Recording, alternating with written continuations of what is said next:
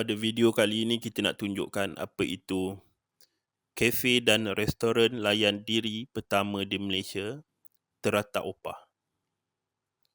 Kita boleh lihat sini, tiada di pasaran pada waktu ini yang sama menyerupainya dari segi bentuk, operasi dan juga keistimewaannya.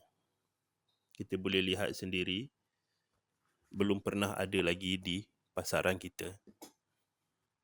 Ianya sangat mudah ditempatkan, hanya perlukan satu soket plug saja. Kalau kita lihat, dia boleh letak di mana-mana, tidak mengganggu ruang dan sangat menarik perhatian. Setiap orang yang lalu lalang di sini pasti akan melihatnya. Di sini kita ada menu makanan panas, minuman panas, makanan ringan dan juga minuman sejuk. Untuk order dan bayar, kita ada sediakan di sini semuanya cashless. Kita ada sediakan semua kemudahan, daripada kemudahan untuk belian, kemudahan untuk menikmatinya ataupun kemudahan untuk membawa pulang.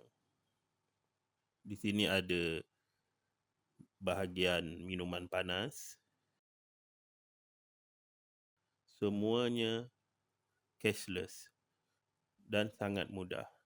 Cuma masukkan nombor daripada menu, buat pembayaran dan terus ambil makanan, buka penutup dan boleh dibawa pulang. Sekian, terima kasih. Kita berjumpa lagi di video akan datang.